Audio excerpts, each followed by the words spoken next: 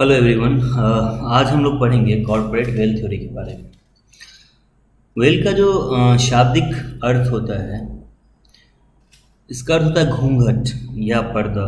वो औरत लगाती है ना, या महिलाएं जो लगाती हैं घूंघट, वही होता है इसका मतलब।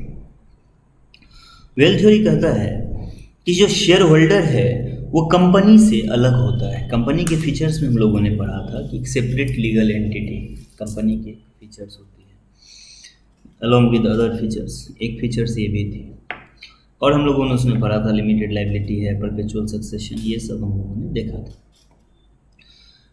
तो वेल्थ थ्योरी कहता है कि जो कंपनी है, ठीक है, और जो शेयर होल्डर्स हैं, इनके बीच में एक पर्दा होता है, और यही पर्दा इन दोनों को सेपरेट करता है। इससे क्या हुआ, इन शेयर होल्डर को कंपनी की जो लाइबिलिटी है इससे मुक्त कर दिया गया। मान लो कि बिजनेस के सिलसिले में, बिजनेस अगर कर रही है कंपनी, अगर कोई लाइबिलिटी इनकर होती है कंपनी के द्वारा, तो शेयर होल्डर की जिम्मेदारी नहीं बनेगी। ये किसकी जिम्मेदारी होगी? कंपनी की जिम्मेदारी होगी। इसी से ये कॉन्सेप्ट आया कॉर्पोरेट वेल्थ थ्योरी। मतलब शेयर होल्डर अलग और कंपनी अलग।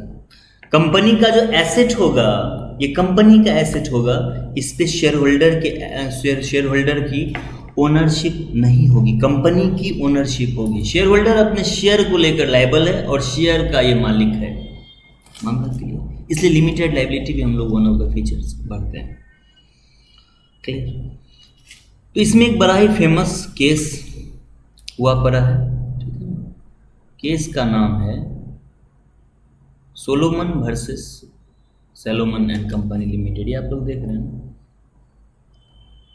प्रैक्टिकल क्वेश्चन अगर आपके एग्जाम के अंदर में पूछे जाते हैं तो आप इस केस लॉ का जिक्र कर सकते हैं। देखो, केस तो बहुत सारे हैं, केस लॉ का नाम भी बहुत सारा दिया हुआ है, और इस नाम को क्या याद रखना ज़रूरी है? तो आंसर नहीं है, लेकिन ठीक है ना। लेकिन इसमें क्या है, कॉर्पोरेट वेल्थ थ्योरी के अंदर में यही एक फेमस केस का जिक्र है, सैलोमन वर्सेस सैलोमन। आप लोग इसको याद रख सकते हैं। इस केस के अंदर में हुआ क्या था कि सैलोमन एक बंदा था, है ना, और एक कंपनी इसने बनाया, सैलोमन एंड कंपनी लिमिटेड, ठीक है।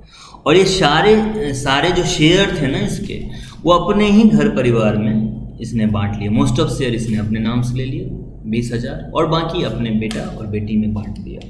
मतलब सारे के सारे शेयर घर में ही थे। मामला क्लियर? सैलोमन भाई साहब ने क्या किया, कंपनी बनाई और कंपनी के सारे शेयर घर में ही रख लिए। ठीक। कुछ दिन में क्या हुआ कि रेगुलर बिजनेस के दौरान ही कंपनी डूब गई। सैलोमन भाई साहब ने कंपनी जो बनाई हुई थी, इससे डिवेंचर भी खरीदे हुए थे। डिवेंचर का मतलब होता है, डिवेंचर एक तरह का लोन होता है जो कंपनी को आप देते हैं। जब आप डिवेंचर परचेज करते हैं तो आप उससे पैसे देते हैं उसको, वो सॉर्ट ऑफ एक लोन है। और बाकी क्रेडिटर भी होंगे कंपनी के, सैलोमन के अलावा। तो जब कंपनी डूबी तो बाकी जो क्रेडिटर थे, बाकी जो कर्जदार थे, ठीक है, लेनदार थे, उन्होंने क्लेम किया कि सैलोमन को वन ऑफ द पार्टी नहीं माना जाए, है ना। मतलब कि कंपनी अलग हुई और सैलोमन भी इधर होगा शेयर होल्डर में। ये मान लो सैलोमन है, और सैलोमन का ये सैलोमन एंड उसकी फैमिली है, ठीक है, यही शेयर होल्डर थे। क्रेडिटर का कहना था कि सारे शेयर जो हैं कंपनी के जो सारे शेयर हैं वो तो सैलोमन के पास ही है। तो सैलोमन को कैसे हम लोग मान लें कि ये भी एक लेनदार है? इसमें क्या हुआ फिर, कोर्ट ने कहा, कोर्ट जो ये 1896 का मामला है, 1896 में, ठीक है, और ब्रिटेन का ये केस है। उस समय वहाँ पर कोर्ट जो हुआ करता था, सुप्रीम कोर्ट हमारे यहाँ है, उसी तरह का सबसे बड़ा कोर्ट था, हाउस ऑफ लॉर्ड्स उसे कहते हैं, ठीक है। और उससे पहले कोर्ट ऑफ अपील हुआ करती थी। कोर्ट ऑफ अपील ने मान लिया कि हाँ भाई, सैलोमन कंपनी से अलग नहीं है, जैसे हमारे यहाँ हाई कोर्ट होती है, उस तरह पे एक बात थी। और सोचो 1896 की का जब ये बात है, तो हम लोग भी अंग्रेज के अंदर ही थे, तो हमारी भी जो हाईएस्ट बॉडी हुआ करती थी, कोर्ट हुआ करती थी, वही थी हाउस ऑफ लॉर्ड्स। तो कोर्ट ऑफ अपील ने फैसला किया कि सैलोमन कंपनी से अलग नहीं है, सारे शेयर इसी के पास हैं। तो जो क्रेडिटर कह रहे हैं कि इसको नहीं माना जाए क्रेडिटर, तो वो वो सही बोल रहे हैं। तो फिर हाउस ऑफ लॉर्ड्स ने फैसला किया कि नहीं, सेपरेट लीगल एंटिटी जो कॉन्सेप्ट है उसको ध्यान में रखकर उन्होंने ये फैसला किया कि जो सैलोमन और उसका परिवार है वो कंपनी से अलग है। भले ही सारे के सारे शेयर इसके पास हैं, लेकिन फिर भी ये अलग है। तो सैलोमन को भी एक क्रेडिटर माना जाएगा, इसको भी एक लेनदार कंपनी का माना जाएगा। बड़ा ही चर्चित और लैंडमार्क जजमेंट था जो लॉर्ड मैकनॉटन ने दिया हुआ था। आपको केस के बारे में इतनी डिटेलिंग जानने की ज़रूरत नहीं है। ये सब जो डेटा है कि इतना यूरो 10,000 का डिवेंचर इसने ले लिया था, 1 पाउंड पर शेयर, दिस दैट, ये सब जानने की ज़रूरत नहीं है। मोटा मोटी इस केस में यही बात था कि सैलोमन एक बंदा था, उसके पास कंपनी जो सैलोमन एंड कंपनी लिमिटेड थी, उसके सारे के सारे शेयर उसके पास पड़े हुए थे। इवन इन दैट केस उसको और उसके परिवार के पास उस केस में भी माना गया कि शेयर होल्डर और कंपनी अलग है, इनके बीच में एक घूंघट है, ठीक है ना। तो कंपनी की लायबिलिटी और शेयर होल्डर की लायबिलिटी अलग अलग, कंपनी का एसेट शेयर होल्डर का एसेट अलग अलग। इस तरह के जहाँ भी प्रैक्टिकल क्वेश्चन पूछे जाए, जहाँ आपको लगता है कि चर्चा इस बात पर हो रही है कि कंपनी और शेयर होल्डर अलग अलग लोग होते हैं, you can coat this case Salomon versus Salomon and company limited. एकमात्र फेमस केस आपके सिलेबस में जिक्र है जिसका, तो याद रख सकते हैं। अब क्या हुआ देखो, इस जजमेंट के बाद क्या हुआ कि एक बहुत बड़ी इम्यूनिटी मिल गई शेयर होल्डर को। अब देखो कंपनी जो है बेचारा, उसके पास खुद का तो स्किल है नहीं, वो खुद से तो कारोबार करता नहीं है, खुद से तो किसी से वो लोन ले सकता नहीं है। ये सारा का सारा काम कौन करेगा? शेयर होल्डर, या शेयर होल्डर के बिहाफ पे जो डायरेक्टर्स हैं वही ना काम करेंगे कंपनी के अंदर। और मनुष्य जानते हैं हम लोग कि स्वाभाविक हरामखोर होता है, और ऐसा नहीं है कि अपने हिंदुस्तान में ही हरामखोर पाए जाते हैं, जैसे आप विजय माल्या, नीरव मोदी, इस तरह के लोग हैं। उन्होंने भी इसी कॉन्सेप्ट का इस्तेमाल करना चाहा, अभी भी जो कर रहे हैं, बाद में उन्हें भागना पड़ा, वो हम लोग देखेंगे उन्होंने क्या करा। तो जब कोर्ट ने इस्टेब्लिश्ड कर दिया कि एक घूंघट है बीच में और अलग नहीं हो सकता है, इसके बाद क्या हुआ, कंपनियों ने ना, शेयर होल्डरों ने, ये जो शेयर होल्डर हैं इन्होंने ना चालबाजी करनी शुरू की और कंपनी के नाम पे कुछ ऐसे काम करने शुरू कर दिए जो कि इनको नहीं करना चाहिए था। इनको पता था कि लायबिलिटी कंपनी की आ जाएगी और हम लोग यहाँ से बच जाएंगे। तो ऐसे जब केसेस आने लगे, ठीक है, तो लॉ तो रैशनल होता है, रैशनलिटी के आधार पर बना होता है। तो अब फिर एक जजमेंट आया, और ये फर्स्ट वर्ल्ड वॉर का टाइम था, 1914 के अराउंड का, 1914 के समय का बात था। और फिर कुछ केसेस ऐसे आए जहाँ पे कहा गया कि इस कॉरपोरेट वेल को लिफ्ट कर दिया जाएगा। लिफ्ट कर दिया जाएगा मतलब कि ये पर्दा नहीं रखा जाएगा, और जो कंपनी की लायबिलिटी होगी उसको शेयर होल्डर की लायबिलिटी मान ली जाएगी। डायरेक्टर्स को उस केस में दोषी ठहराया जा सकता है, जैसे हिमालय केस में हुआ है। कंपनी के नाम पे मोटा मोटी इन लोगों का कारोबार कैसा होता है कि कंपनी के नाम पर लोन उठाओ, उसको अपने पर्पस के लिए आप खर्च कर दो और फिर कंपनी को डिफॉल्ट ठहरा दो, आप तो बच गए ना। इस थ्योरी का ये लोग गलत इस्तेमाल करते हैं। तो देखो अब है कि लिफ्टिंग ऑफ, आपको जो क्वेश्चन पूछे जाएंगे वो इस तरह से पूछे जाएंगे कि वो कौन कौन से केसेस हैं जहाँ पे कॉर्पोरेट वेल लिफ्ट हो जाता है। तो सबसे पहले तो हम लोगों ने सीखा कि कॉर्पोरेट वेल क्या होता है। वो सेपरेट एंटिटी वाला कॉन्सेप्ट है जिसमें कि कंपनी की लायबिलिटी और शेयर होल्डर की लायबिलिटी अलग अलग होती है, ठीक है। Company is separate from share holder and directors. Directors कौन? शेयर होल्डर्स क्या करते हैं, कुछ लोगों को चुनते हैं जो डेली का अफेयर्स देखें कंपनी का, ठीक है, वही डायरेक्टर्स बन जाते हैं। तो मोस्टली जिनके पास ज़्यादा शेयर हैं वो डायरेक्टर्स बन जाते हैं, कारोबार ऐसे ही चलता है। तो कहा गया कि अगर ये केसेस होंगे जो अभी हम लोग चर्चा करेंगे तो कॉर्पोरेट वेल को हटा दिया जाएगा। कंपनी और शेयर होल्डर में फिर हम लोग डिफ्रेंशिएट नहीं करेंगे।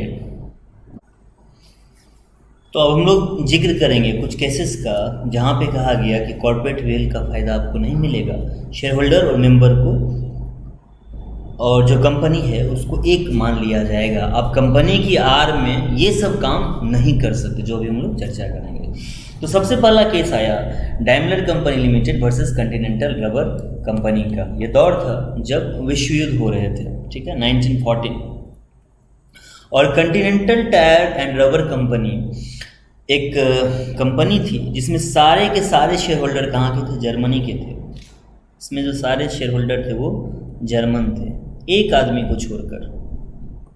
एक बंदा जो था वो ब्रिटिश था, क्योंकि ब्रिटेन के अंदर में जो उनका कंपनीज एक्ट था 1862 परहैप्स, वहाँ पे नियम था कि एक बंदा लोकल होना चाहिए। इन्होंने इसी का फ़ायदा उठाया और एक बंदा ब्रिटिश का था, बाकी सारे के सारे शेयर होल्डर जर्मनी के थे। कहाँ? किसके?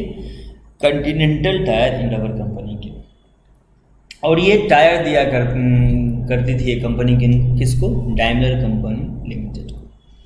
तो विश्व युद्ध छिड़ चुका था और ब्रिटेन और जर्मनी एक दूसरे के आमने सामने थे। ब्रिटेन और जर्मनी एक दूसरे के आमने सामने थे। तो डाइमलर कंपनी को लगा कि कहीं पेमेंट करके, कॉन्टिनेंटल ने उसको टायर दिए होंगे डाइमलर को, तो डाइमलर को तो पैसे देने होंगे ना कॉन्टिनेंटल को। तो डाइमलर को लगा कि कहीं पैसे देकर मैं दुश्मन का हेल्प तो नहीं कर रहा हूँ continental tyre and rubber company का, भले ही ये ब्रिटेन में रजिस्टर्ड है, लेकिन इसके सारे के सारे शेयर होल्डर जो है वो जर्मनी के हैं। तो यही सोचकर पैसे देने से मना कर दी और बात कोर्ट में चली गई।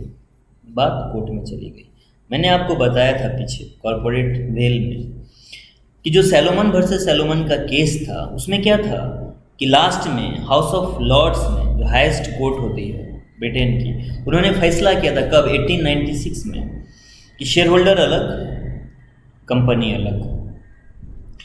इसी कॉन्सेप्ट पे जब ये केस गया कहाँ पर? कोर्ट ऑफ अपील में। कोर्ट ऑफ अपील कौन सा? जैसे हमारे यहाँ हाई कोर्ट होती है वैसे समझ लीजिए, छोटा कोर्ट।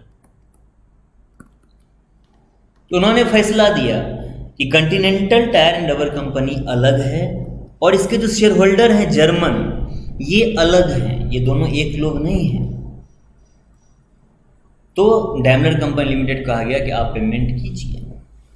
ठीक, केस आगे बढ़ी, फिर से हाउस ऑफ लॉर्ड्स में पहुंचा केस। पिछले बार तो हाउस ऑफ लॉर्ड्स ने क्या कहा था कि कॉर्पोरेट वेल्थ थ्योरी को माना था उन्होंने सैलोमन वर्सेस सैलोमन के केस में, और उन्होंने कहा था कि कंपनी अलग, शेयर होल्डर अलग। मगर यहाँ पर उन्होंने कहा कि इस केस में सारे के सारे शेयर होल्डर जर्मन हैं और ये कोई नॉर्मल सिचुएशन नहीं है, युद्ध छिड़ा हुआ है, ठीक है ना। तो जो भी अगर payment continental tyre and rubber company को दी जाएगी, ये सीधे तौर पर जर्मन को हेल्प करेगी। इसीलिए इस केस में हम लोग मानते हैं कि continental tyre and rubber company अपने शेयर होल्डर से अलग नहीं है। मतलब कि जो पर्दा था ना, अभी जो हम लोगों ने पढ़ा था ऊपर में, ये पर्दा उठ गया। पर्दा उठ गया मतलब ये जो इसी टर्म को हम यूज करते हैं, लिफ्टिंग ऑफ कॉर्पोरेट वेल्थ, मतलब पर्दे का उठ जाना। तो पहला केस क्या आया? अगर कोई दुश्मन के साथ डील हो रहा है, दुश्मन देश, ठीक है ना, अगर उस केस में शेयर होल्डर दुश्मन कंट्री का है तो ये पर्दा उठ जाएगा। इस कंपनी को भी जर्मन कंपनी माना गया, पेमेंट रोक दिया गया। तो पहला केस आया कि to determine the character of company to find out whether को इनेमी और फ्रेंड। ठीक है, तो आप जरूरी नहीं कि ऐसी भाषा का इस्तेमाल करें। आपको बस क्वेश्चन के अंदर में अगर आपसे क्वेश्चन पूछा गया किस किस केस में कॉर्पोरेट वेल्थ लिफ्ट हो जाता है, तो पहला ऐसे बताना है जब किसी दुश्मन के साथ हमारा डीलिंग हो रहा हो। दुश्मन ऐसा नहीं कि आपने खुद में एक डील कर लिया देश के अंदर में और पैसे नहीं देने हैं तो आप कह दो ये मेरा दुश्मन है, वैसे नहीं, देश का दुश्मन वाला बात, जैसे पाकिस्तान, चाइना, इन केसेस में हो सकता है। अब दूसरा आया केस, दूसरा केस था जिसमें कि जुग्गीलाल और कमिश्नर ऑफ इनकम टैक्स, ये कानपुर का केस था। कानपुर कमिश्नर, इनकम टैक्स के जो कमिश्नर होते हैं ना, वहाँ पे इस बंदे ने, जुग्गीलाल साहब ने क्या किया था? जुग्गीलाल ने क्या किया था कि टैक्स अपना बचाने के लिए बहुत सारे कंपनी को खोल रखे थे इसमें, ठीक है ना। अपना जो प्रॉफिट होता था उससे क्या करता है, शेयर में लगा देता था उस कंपनी का, और उस कंपनी में शेयर में लगा के और फिर उससे लोन खुद को दे देता था। बस तो ये क्या कर रहा था? अपने प्रॉफिट को टैक्स बचाने के लिए। ये केस काफ़ी डिटेल में है, इसमें डिटेल में बहुत चर्चा करके फ़ायदा है नहीं, क्योंकि आपको एग्जाम के अंदर में याद रहेगा कि रिवेन्यू टैक्स के अंदर में जुगीलाल का केस था, प्रोटेक्ट रिवेन्यू के अंदर इसकी संभावना कम है, याद रहा तो आप कोट कर देना। लेकिन बात इसमें यही था कि आप इनकम टैक्स चोरी के लिए, ऐसा नहीं कि आप कंपनी बनाएं और कह दें कि ये कंपनी अलग मैं अलग, इस केस में वो पर्दा उठ जाएगा, ठीक है ना। इसके बाद दो हम लोगों ने पढ़ा, एक दुश्मन देश के साथ कुछ दिक्कत हो तो आप जो पर्दा होता है उठ जाएगा, मतलब दुश्मन देश की कंपनी है उसके साथ आप डीलिंग नहीं कर सकते, उसके साथ आप व्यापार नहीं कर सकते। दूसरी बात आई, अगर आप टैक्स चोरी के कारण ही सिर्फ कंपनी बना रहे हैं, बेवकूफ़ बना रहे हैं सिस्टम को, इन दैट केस भी वो पर्दा उठ जाएगा। तीसरी बात, to avoid a legal obligation, इसके अंदर जो केस हुआ था workman employed in associate rubber industry limited Bhavnagar और एसोसिएट रबर इंडस्ट्री इस भावनगर के बीच में क्या हुआ था, सिंपल समझिए कि एक कंपनी थी एसोसिएट रबर इंडस्ट्री लिमिटेड, और वर्कमैन को जो ये बोनस देती थी, ये जो बोनस देने की बात थी, बोनस इस आधार पर दिया जाता था कि जितना प्रॉफिट है ना, जितना प्रॉफिट होगा उससे लिंक था, ऐसे आप समझ लीजिए, प्रॉफिट मान लो, डिविडेंड मान लो, उससे उनका बोनस लिंक था। तो जितना प्रॉफिट या डिविडेंड होगा बोनस उतना ज़्यादा देना पड़ता। तो ए लिमिटेड मतलब कौन, ये रबर इंडस्ट्री ने बी लिमिटेड के शेयर खरीदे हुए थे, कितने, 4,50,000 के, ठीक। The dividend in respect of this share was shown in the PL account of the company year after year, मतलब किसी एक कंपनी का एसोसिएट रबर इंडस्ट्री लिमिटेड ने शेयर खरीदा हुआ था, ठीक है। अब जब शेयर खरीद के रखेंगे इसको डिविडेंड मिल रहा होगा, और डिविडेंड को क्या होता था कि इन कंपनी के इसके पीएल अकाउंट में, पीएल अकाउंट जो आपने बनाया होगा, यहाँ पे साल दर साल क्रेडिट हो रही थी, तो इनके इनकम में दिख रहा था। अब बोनस जो देना था वो लिंक था इस इनकम से, बोनस जो देना था वो इस इनकम से लिंक था। तो इसने क्या करा, देखो, sometime in 1968 the company transferred the share of B का जो शेयर था उसी से डिविडेंड आ रही थी, सी में ट्रांसफर कर दिया, कोई कंपनी सी जो क्या थी, सब्सिडरी थी किसकी, ए की, मतलब वो ए की ही एसोसिएट रबर इंडस्ट्री लिमिटेड की कोई और कंपनी थी। तो जो इसके नाम का शेयर था, इसने क्या करा, उस शेयर को किसी और कंपनी के नाम कर दिया। वो कंपनी किनकी, इनकी ही कंपनी थी, सब्सिडरी कंपनी आप लोगों ने पढ़ा हुआ है ना, डिस्कस करा है मैंने पहले क्लास में, आप देख लेंगे। सब्सिडरी अभी आप ऐसे समझ लीजिए कि इसी की कंपनी थी, कंट्रोल इसका होगा या वोटिंग पावर इनके पास होगा, most of more than half. तो मतलब क्या हुआ, होशियारी इन्होंने क्या लगाया, जो डिविडेंड हमारे यहाँ आती, हमारे यहाँ नहीं आकर हमारी सब्सिडरी में चली जाए, और सब्सिडरी इनकी। इससे इनको फायदा क्या होगा कि बोनस नहीं देना पड़ेगा वर्कमैन को, क्योंकि उनका जो बोनस था वो इस प्रॉफिट से लिंक्ड था। तो ये बता देंगे ना कि हमारे कंपनी में तो डिविडेंड आया ही नहीं, डिविडेंड की इनकम, तो बोनस चोरी करने का इनका विचार था, नीयत में खोट थी।